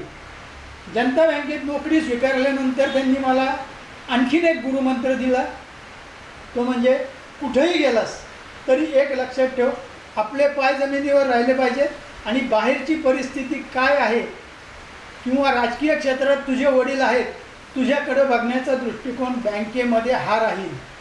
त्यामुळं तुला सगळ्यांचा आदर करणं हे क्रमप्राप्त असेल. आज मला सांगायला नक्की आनंद वाटतो की माझ्या बँकिंग करिअरमध्ये मी माझ्या दोन्ही तळेगाव दाभाडेमध्ये दोन्ही ब्रँचेसमध्ये असताना कोणत्याही पक्षाचा, त्यांनी जे नगरपालिकेत जे शैक्षणिक संस्थांमध्ये ध्येय धोरण पाळलं की कुठेही राजकीय वास येऊन द्यायचा नाही, सगळ्यांना बरोबर घेऊन चालायचं, त्याच पद्धतीने मी करत गेलो. आणि आज बँकिंग क्षेत्रात माझ्याकडून कुठलीही, आज जनता बँकेत मी एकमेव असा मनुष्य असेल हे सांगितलं तर वावगं होणार नाही की ज्याला कुठलाही बेस नसताना त्यांनी सर्व पातळीवर आघाडीचं काम केलं. कॉम्प्युटरचा बेस नसताना मी 13 वर्ष कॉम्प्युटर शिक्षणाला काम केलं. आज वसुली विभागामध्ये काम करताना मी तशाच पद्धतीने काम करते. 100% खरं आहे की वाडेकर साहेबांचे जे काही संस्कार होते, जे काही हे आहेत, त्यामुळं मला त्यांच्या संस्कारांची शिदोरी माझ्याबरोबर असल्यामुळं मी त्या गोष्टींमध्ये पुढे जाऊ शकलो. एवढंच मी सांगू शकेल याच्यावर. मला वाटतं की खऱ्या अर्थाने आज आणखीन एक तुम्हाला थोडंसं एक गोष्ट सांगायची राहिली ती म्हणजे साहेबांनी मला अतिशय स्पष्टपणे सांगितलेलं होतं ते म्हणजे कुठलंही काम करताना जे मी नगरपालिकेत आणि कोणत्याही क्षेत्रामध्ये काम करत असेल माझ्या पाठीमागं मी ज्या पद्धतीने पुढं गेलो शाळा माझे शिक्षण झालं नाही म्हणून मी शिक्षण क्षेत्रात शिरलो. माझ्याकडून MSCB सारखी तळेगाव ते कामशेत इलेक्ट्रिफिकेशन माझ्या कालावधीत झालं. आज या तळेगावातली 450 घरांचं वायरिंग पहिल्यांदा लाईट आल्यानंतर मी केले स्वतः. अशाच पद्धतीने आपला ठसा कसा निर्माण होईल ह्या पद्धतीने काम करायला शिका तर तुमचा भविष्य कुणीही अडवू शकत नाही. याची खुणगाट तुमच्या ह्याची बांधून ठेवा. म्हणजे खऱ्या अर्थाने आयुष्याच्या सगळ्याच गोष्टींना कसं सामोरे गेलं पाहिजे याचं तुम्हाला त्यांनी गुरुमंत्र दिला, बरोबर की नाही? मला वाटतं की खऱ्या अर्थाने आज एक राजकीय क्षेत्रातलं उत्तुंग व्यक्तिमत्व आणि त्याचा मुलगा त्यांचा पुत्र कसा असावा हे एक आपल्या तालुक्यातलं एक मूर्तिमंत उदाहरण म्हणायला हरकत नाही. नक्कीच हा आदर्श येणाऱ्या पिढीने घ्यावा. आज या निमित्ताने आठवणीतल्या साहेबांच्या निमित्ताने सगळ्यांना सांगू इच्छितो. आणि पुढं आपण त्यांच्या मोठ्या कन्या जे आता सध्या राजकीय क्षेत्रात त्यांचा वारसा पुढे न्यायचं काम करतात ते प्रयत्न करतात ते अशा ज्योतिताई आपल्या स्टुडिओमध्ये आल्यात. मी त्यांचं सुद्धा सहर्ष स्वागत करतो आहे. आपलं सहर्ष स्वागत करतो. तरी मला असं वाटतं की बाबांना तुम्ही अगदी लहानपणापासून पाहताय, बरोबर आहे? प्रत्येक मावळ तालुक्यातली सभा असेल तुमच्याकडे अगदी दिग्गज मंडळी येत असतात, बरोबर आहे? तुम्ही प्रत्येक क्षणाला बाबांचा अभ्यास करत होते राजकीय क्षेत्रात, बरोबर आहे? आणि आज तुम्ही सुद्धा राजकीय क्षेत्रात अग्रेसर आहात, काम करताय. महाराष्ट्र प्रदेश कमिटीवरती तुम्ही काम करताय. तर अशी कोणती तत्व किंवा बाबांचे कोणते विचार तुम्ही या माध्यमातून पुढे न्यायचा प्रयत्न करताय? सर्वप्रथम रोखोक मावळ यांनी बाबांच्या जयंतीनिमित्त हा जो कार्यक्रम ठेवला आणि विशेषतः आमचे मार्गदर्शक नितीन सरांनी ही जी कल्पना डोक्यामध्ये आणली त्याबद्दल मी रोखोक मावळचं सर्वप्रथम अभिवादन करते त्यांना. सर, खरं तर 52 वर्षाचा सहवास असं 2 मिनिटांमध्ये सांगायचा कठीण, फार कठीण आहे तो एक गोष्ट. पण बाबांनी मला कधीच कुठल्या म्हणजे तू राजकारणात जा वगैरे असं कधीही कुठला मंत्र दिलेला नव्हता. पण मी लहानपणापासून बाबांच्या म्हणजे मी घरामध्ये सगळ्यांमध्ये नटखट होते, बरोबर. तर त्याच्यामुळे अभ्यासामध्ये ॲटोमॅटिकली मी कमी होते. त्याच्यामुळे पुढे जाऊन काही शिक्षण म्हणजे नोकरी करायची आहे वगैरे हा काही विषयच नव्हता. त्याच्यानंतर मी करताना सुद्धा लव्ह मॅरेज केलं. पण त्याही गोष्टीला बाबांनी म्हणजे कुठेही मला असं कधीही आमच्या तिघांमध्ये जाणवून दिलं नाही की तू लव्ह मॅरेज केलं आहेस म्हणून तू बाबा, किंवा माझ्या मिस्टरांना कधीही तुम्ही आमच्या ह्याच्यातले नाही आहे. म्हणजे मला आठवतं की आजपर्यंत सुद्धा जर हे जेवायला येणार असेल तर बाबा शेवटपर्यंत जेवायला थांबायचे त्यांच्यासाठी, कितीही उशीर होते पण बाबा थांबायचे. म्हणजे असा मान ज्येष्ठ जावई म्हणून यांना मिळाला. बाबांनी मला राजकारणामध्ये कधीच कुठलं पद दिलं नाही. म्हणजे त्यांना कदाचित म्हणजे आत्ता मी तेव्हा मला खूप राग यायचा की बाबा सगळ्यांना पुढे नेतात आणि आम्हाला घरातल्यांना का नेत नाही. तेच तर बाबांचं वैशिष्ट्य होतं ना. हा, तेच बाबांचं वैशिष्ट्य होतं. पण कदाचित मी आत्ता जेव्हा मला मॅच्युरिटी आली तेव्हा जेव्हा मी हा म्हणजे विचार करते तेव्हा मला असं वाटतं की राजकारणाचा हा प्रवास खूप खडतर होता आणि या खडतर प्रवासामध्ये कसं जायचं हे बाबांनी मला शिकवलं. आणि म्हणून मी आज कुठल्याही कोणाचंही म्हणजे कुणाची साथ न घेता आज मी महाराष्ट्र प्रदेशावरती काम करत होते. म्हणजे मला असं वाटतं की पहिल्यांदा जेव्हा 11 वर्षापूर्वी माझी महाराष्ट्र प्रदेशावरती निवड झाली चिटणीस म्हणून, तर त्यावेळेस सुनील करजकर जे आपले महामंत्री होते तर त्यांनी बाबांना फोन करून सांगितलं की तुमच्या मुलीची असं सिलेक्शन झालं आहे. तेव्हा बाबांनी मला बोलवून मग सांगितलं की बाबा हा प्रवास खूप खडतर आहे, तुझ्या जर मिस्टरांची साथ असेल तरच तू पुढे जा, अदरवाईज तू इथेच थांबून. म्हणजे असं पण प्रत्येक वेळेस मार्गदर्शन घ्यायला बाकी मी बाबांकडे येत होते. म्हणजे आज ह्या निमित्ताने थोडंसं तुम्हाला डिस्टर्ब करतो की आज तुम्ही जो प्रवास करताय, बरोबर की नाही, तर असे बाबांचे नक्की कोणते विचार तुम्ही पुढे न्यायचा प्रयत्न करताय? बाबांनी निस्वार्थी राजकारण केलं. बरोबर. कुठल्याही पदाची कधी अपेक्षा म्हणजे बाबांकडे कुठलंच पद नव्हतं. हे मगाशी दिग्गज नेत्यांनी सांगितलं ती गोष्ट खरी होती की साहेबांनी राजीनामा कशाचा द्यायचा, कारण त्यांच्याकडे कुठलं पदच. पदच नाही. ते विचार तुम्ही आज पुढे न्यायचा ते प्रयत्न विचार करणार आज आहे. मी न्यायचा पुढे प्रयत्न करते. आतापर्यंत मी फक्त महाराष्ट्रातच काम करत होते, पण आता मी तालुक्यामध्ये, कारण आता जी तालुक्याची बिघडलेली स्थिती आहे त्याच्यामध्ये कुठेतरी तालुक्याच्या सगळ्या लोकांना एकत्र आणून परत साहेबांच्या एवढी उंची तर माझ्याकडे नाहीच आहे, पण कुठेतरी सगळ्यांना एकत्र आणून परत पुढची आमदारकी कशी आणायची यासाठी मी नक्की प्रयत्न करीन. आणि सर्वात महत्त्वाचं म्हणजे तळागाळातल्या लोकांना न्याय देणं. म्हणजे आज आमची मुलं असतील, हे आम्ही त्यांना तेच सांगत असतो की बाबा कुठलंही पद नसू दे, काही नसू दे, पण तुम्ही तळागाळातल्या लोकांपर्यंत पोहोचा की जेणेकरून वाडेकर साहेबांचं नाव हे आता आपल्याला जिवंत ठेवायचं आहे. बरोबर. त्यांचे विचार, त्यांचे तत्व ही शेवटपर्यंत निरंतर समाजात राहिली पाहिजे, बरोबर की नाही? मला वाटतं की ज्योतिताईंनी अतिशय रोखठोकपणे बाबांचे विचार ते कसं पुढे न्यायचा प्रयत्न करणारे ही अख्खी योग्य अशी भूमिका मांडण्याचा प्रयत्न केला. आणि पुढे जात असताना मला वाटतं मी जसं उल्लेख केला की त्यांच्या सुनबाई म्हणजे सौ आरती संजू वाडेकर या सुद्धा आज आपल्या स्टुडिओमध्ये आल्या. मी त्यांचं सुद्धा सहर्ष स्वागत करते. ताई, आपलं सहर्ष स्वागत. ताई, आत्तापर्यंत आम्ही अनेक दिग्गज मंडळींकडनं बाबांचे सगळेच गुण ऐकले, बरोबर की नाही? पण मला वाटतं की कुठंतरी एक सून सुद्धा आपली मुलगी असती, हा गुण आज आम्हाला तुमच्या माध्यमातून तुम्ही सांगावं अशी आमची इच्छा. नमस्कार, मी सौ आरती संजय वाडेकर.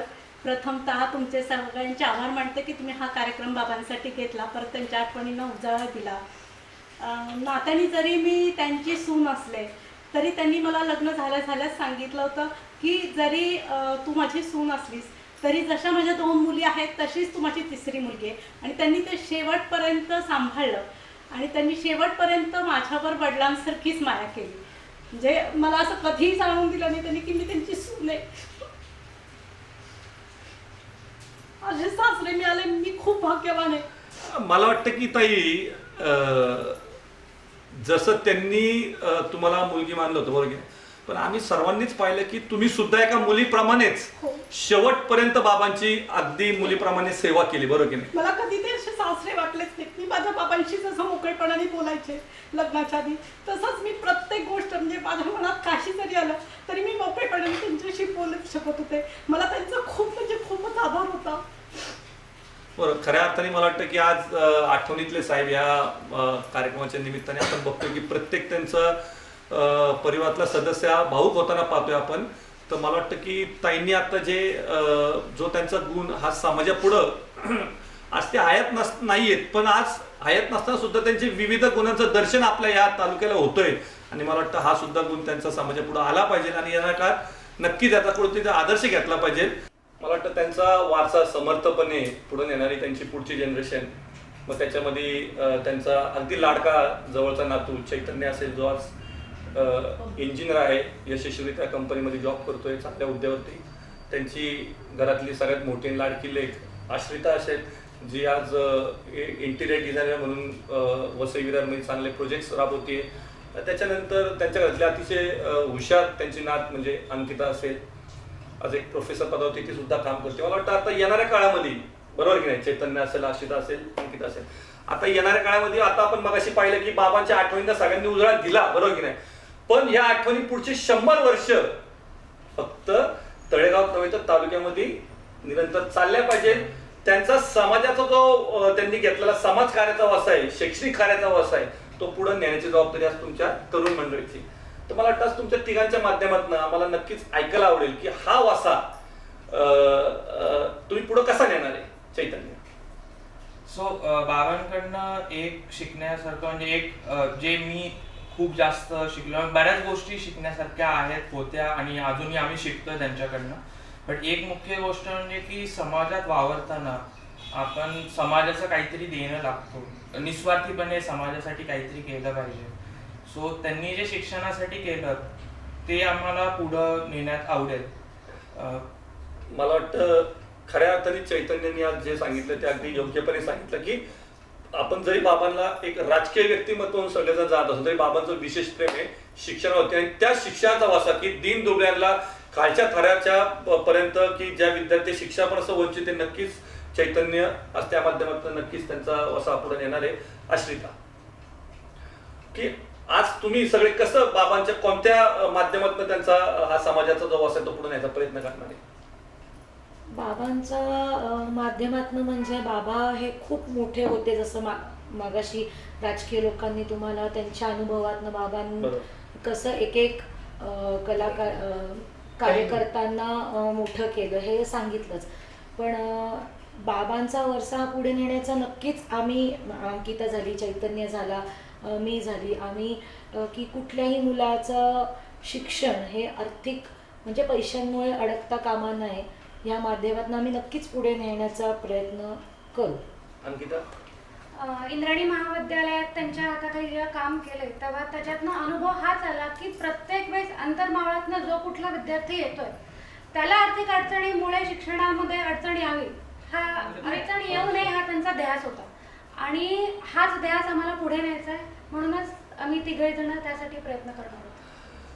म्हणजे मला वाटतं नक्कीच येणाऱ्या काळामध्ये तुम्ही नक्कीच अशी एखादी एनजीओ म्हणा, एखादी सामाजिक संस्था म्हणा, येणाऱ्या काळामध्ये नक्कीच त्यांचा वसा पुढे नेण्यासाठी नक्कीच तुमचं एक पुढे आणण्याचा एक मानस आहे, बरोबर की नाही? मला वाटतं की खऱ्या अर्थाने हे जे यंग जनरेशन आहे ज्यांचं बाबांवरती प्रचंड प्रेम होतं, बाबांचं त्यांच्यावरती प्रचंड प्रेम होतं आणि याच गोष्टीसाठी त्यांचा वसा पुढे नेण्यासाठी येणाऱ्या काळात नक्कीच समाजासाठी त्यांच्यासारखं म्हणता येणार नाही, तेवढी उंची गाठेल हा काळच ठरवेल, पण नक्कीच त्यांच्यासारखं तुम्ही अंश जरी जाण्याचा प्रयत्न केला तरी खऱ्या अर्थाने आज या जयंतीच्या निमित्ताने त्यांना अभिवादन केल्यासारखं होईल. आणि आज सर्वच जण इथं वेळात वेळ काढून आले, त्याच्यामध्ये सगळे दिग्गज मंडळी असतील, त्यांचे परिवारातले सदस्य असतील आणि त्यांची येणारी पिढी असेल, तर खऱ्या अर्थाने आज आपण त्यांच्या आठवणींना उजाळा द्यायचा एक प्रामाणिक प्रयत्न केला आणि हे भाग्य रोखोकला लाभलं. त्याच्याबद्दल मी संपूर्ण वाडेकर परिवाराचं पुन्हा एकदा आभार व्यक्त करतो, ऋण व्यक्त करतो आणि आपल्या सगळ्यांचा निरोप घेतो. धन्यवाद.